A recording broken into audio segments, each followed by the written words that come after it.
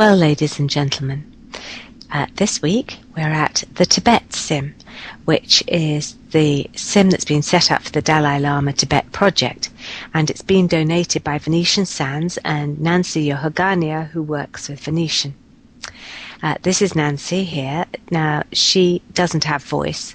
She's fine, because we're going to be speaking to Venetian on the whole. But Nancy and I met at the Tibet Sim, and she told me all about Venetian, so we decided to do a little bit of a out and about with them. Now I'm here with Venetian Sands, who's managed to log on from Japan, and it's 10 o'clock in the morning for Venetian. It is 2 o'clock in the morning, well, 2:30 in the morning for myself and my filmer. You're my filmer, Ziggy21. And for Ping, I think it might be sort of 8 o'clock in the morning, if I'm not mistaken. Is that right? Is it 8 o'clock in Thailand? Yeah, it's 8:30 here. All right, not bad. The sun just rising, beautiful day. Yeah, and well, Canadian. Pitch black here. It's raining in Japan. Oh, so there you are, ladies and Raining. gentlemen. You have an international weather forecast. And here we are, deep in a mountain, meditating, somewhere in Tibet, Sim. Now, Venetian, you are a businessman in Second Life, aren't you? Yes. And you're a businessman in real life, I believe. How did you come into Second Life? What made you come into Second Life? A great impulse or something bring me to the Second Life in 2007 April. I saw the news. SL is breaking in America. And that news brings me into the SL world. Fantastic. So you got curious, basically. And Yes. how did you? I mean, did you start businesses immediately? I have sat at Help Island Public, for example, and seen one guy come in. I suspect he might have been the central grid guy, and he just went shooting up to a mentor and said, "How do I start a business? This is what I want. I want to start this on my server. Is it open source?" Did you wander around like many newbies, or did you have a goal? First time I log in SL and I have no friend, no knowing peoples. So first I have to find someone to communicate with and exchange salts or something. And so I explored many sims and I found a man that is doing business in SL. That was stock market in SL. Oh, right. Yeah. Who was that? Okay. Can you remember who that was? Yeah, the Australian man, the name was Luke. I guess Ping knows too, Yeah. because Luke has the Ping first, and I met him there. Yeah, actually not Ping. Nancy was his right hand, or, well, what he used for a right hand.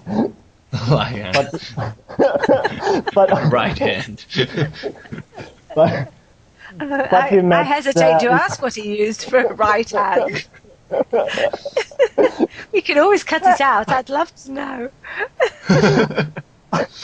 It was Nancy's title, right hand of the COE of the VSE. So, well, never had anything to do, but that's where we met, and we met at the International Peace Park, which Luke did set up before he got his own island, and yeah, we started to like each other, and we even met in real life, and I think we got a good time together. Oh, Venetian? Oh. Yeah. Yeah. Okay, so I met him and handshake in a virtual world and doing business, starting the business. So, did it succeed? I mean, have you changed businesses? It literally succeeded because in Japan also the virtual world needs rising. So I have 3 clients, like full island development and promotion of the brand image, and others will be the normal promotion. So is that what you do, is promotion and development? Sure it is. Okay, now we're on Tibet Sim for a reason, aren't we? Did you not donate this sim to the Dalai Lama Tibet project? Yeah, sure. Because it was proposed by my right hand Ping. I actually talked him into this, so it's all my fault. It's all your fault. I did. I really did. It's not fault yet.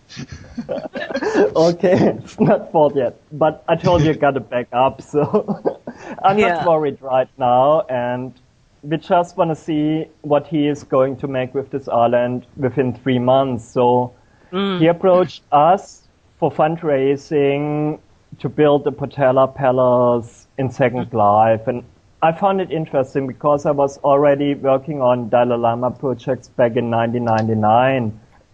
The Dalai Lama was organizing a world peace musical festival around the world, and I made a German web page for that. So I had some contacts, so I was not jumping right into the cold water, but I did throw Venetian into it. So he's like the front man while I'm pulling some strings. But well, let's see how it works out and what plans they got. But so basically, it's here. It's been donated for 3 months for the sim and for the tier fees. Is that right? That's right. 3 months. Fun. Yeah. That's fun. Yeah, we expected that it will run on itself, but right now it doesn't look quite this way. But there's still some time, so we'll see. So Venetian, tell me, what plans do you have? Do you have plans? Do you want to expand your business here? Actually, my plan is up to the needs, the clients. So what I am doing right now with my right hand is the copy-paste system. That is the newest camping system in SL. That's gonna be... Tell us about that. What is that? Okay, I guess the Ping has a lot of words to that system, so... Okay. Ping? Yes, I'm here. So the copy system.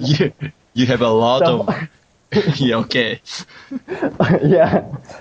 Okay, the HobbyPay system has about 10,000 FOs who did use it. We got 2,500 almost members now in our SL group. Yeah. And the system is about giving newbies a help. Like, you come into SecondLife, you don't know where to go. Yeah. And with the hood, you just have to press a button, and it's looking up a random destination somewhere on the grid. So it's kind of the same if you click random on the map. People can mark some places they like as cool places. So more newbies are going to send to places which are marked cool places instead of some boring places. Sometimes people end up in private residencies. I really would like to apologize for that, but if a parcel is listed in Google, it will be found and people will be sent there. And now we're sending and sometimes the buildings have changed and people end up in the middle of other people's houses, and because the landing spot is the same. Yeah. So who came up with the idea then, guys? I think the dog did. Dog. The dog did. No, actually, the better than dog, the Ping did come up with that idea. So And how did you program it? It's actually running on a German web server, and it's programmed in C, and it gets all the information to the usual, scripting channels you have to a web server. So nobody ever cracked the system, and it's running really stable for the last eight months now. I don't know. Yeah, almost 8 months. Fantastic. That's terrific. And so, sorry, Venetian, go on. Okay, and HUD, you know the HUD? The small button or something in your viewers, SecondLife viewers. The HUD idea was my idea, but frame, programming, and some idea is Ping's. He's really genius. So I'm talking to is it Genii? Or not Genie? Okay. Okay, you have good mouth. Don't think I can say that again. Okay, please proceed, please. I think that this is an unusual interview for us because normally we go to other areas. People have residences here. Do you have residences? Actually, we have 3 or 4 sandboxes right now, and residents will be not residents but visitors, and we have groups for sandboxes, so we have half resident people. Could we go to one of your sandboxes? Sure it is. So we have landed now at Turbo Sandbox, and it's 24-hour auto return. There are 2 sims. It's massive. Yes, 2 sims. Why did you choose 2 sims for a sandbox? We're going to crawl out of here while we're here. I love this terrain. Okay, 2 reasons here. One reason is to keep quiet and get curious in SecondLife. It's the first reason. And the second reason is to keep our members alive in SL, like the HoppyPay members and other Sims members or something. So we can walk uphill to the surface, can we? Is that? I know. Okay, sure. Fly. Moving out. I quite like walking. I think it's quite mysterious walking in SecondLife. Oh, look at this. Oh. Wow. Climb up. Beautiful light here. Climbing. And now we can God. see the sandboxes. These beautiful objects here. Yeah. Now, are they on the sandbox?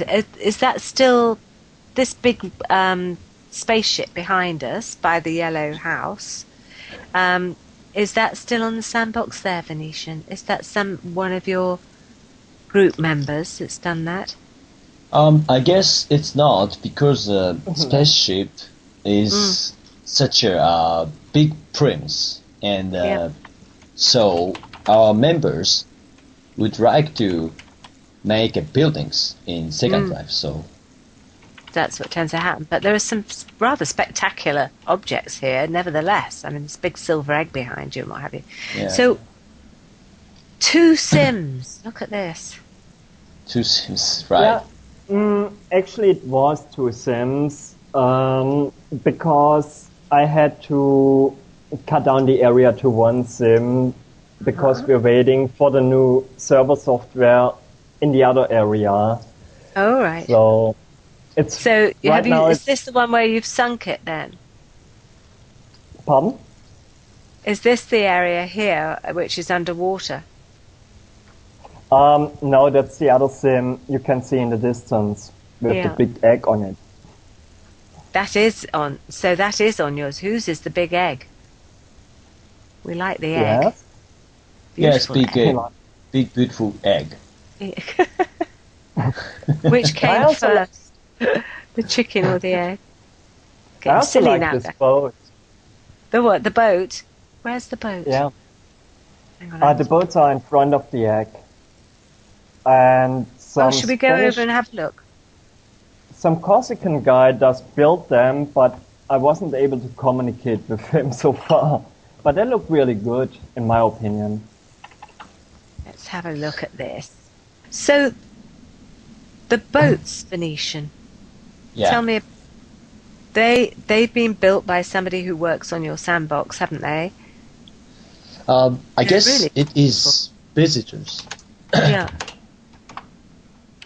And so It's you don't not mind our people build. leaving things here?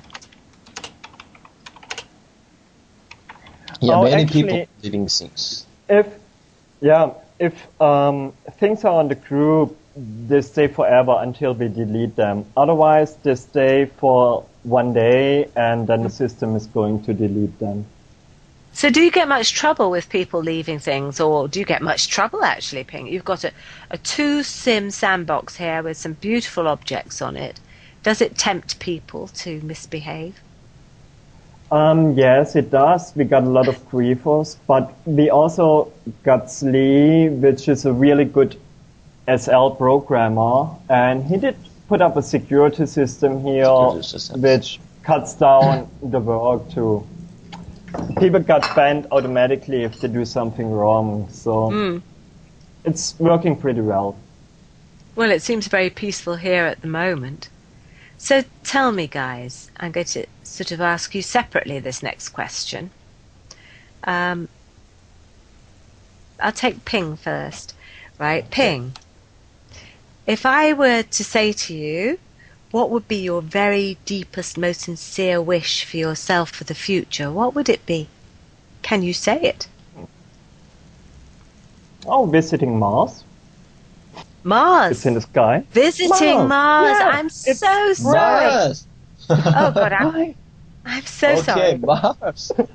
I think that's a brilliant, brilliant goal. And in fact, we reported yesterday on the news that, of course, they've landed on Mars now, and they're taking photographs, and they're starting to dig. It's absolutely fantastic.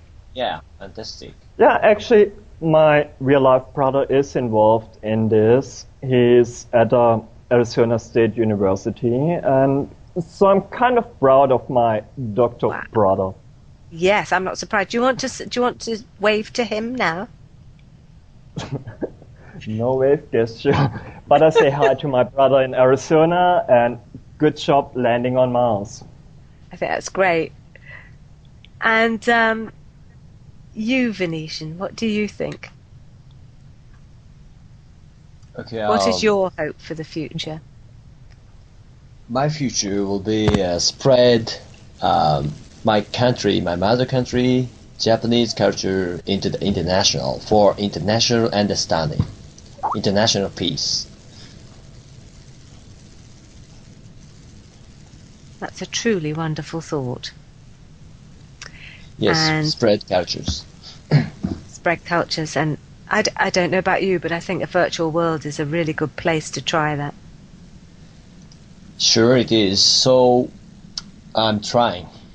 Well, you're doing a very great service here, guys. Thank you very much indeed. And thank you very much for getting up early or staying up all night or whatever any of us have had to do to be here today. Thank you very much for doing it. And now we're all going to go back to bed. Okay. Thank you very much. Thank you. Bye. Bye.